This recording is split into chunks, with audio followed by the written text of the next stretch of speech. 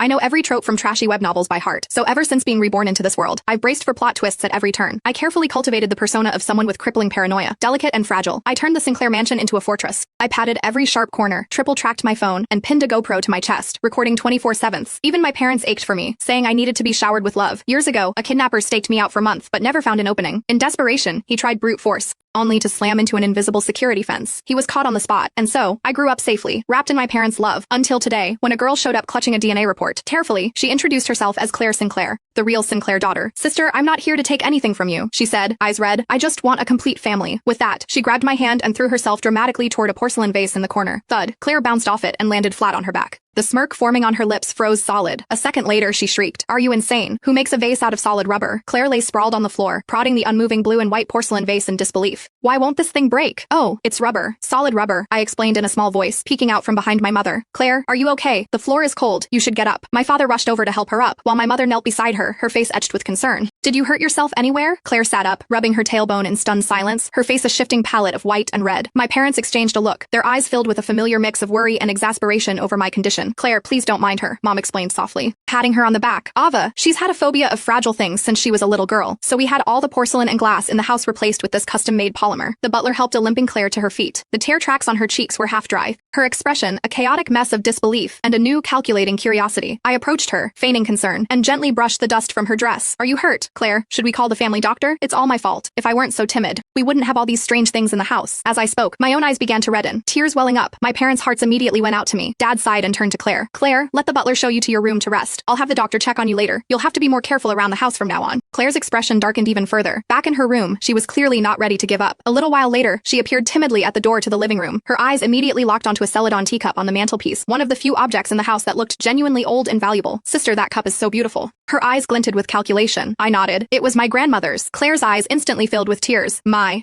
grandmother, who I never got to meet." Her voice dripped with a mix of longing and feigned humility. "I never had nice things growing up. That cup must be very expensive, right? Could I just hold it for a moment?" This 1-2 punch of pitiable vulnerability was too much for my parents. Guilt was written all over Mom's face. "Ava, just let your sister look at it. She misses her grandmother too." I hesitated for a moment before giving a reluctant nod. Claire walked over, picked up the cup with exaggerated care, and as she turned, shot me a triumphant, mocking smirk from an angle our parents couldn't see. The next second, her foot slipped, and she lofted the teacup high into the air. Oh no! The cup sailed through the air, heading straight for the marble floor. Claire had already composed her face into an expression of tearful apology. Thump, bowing.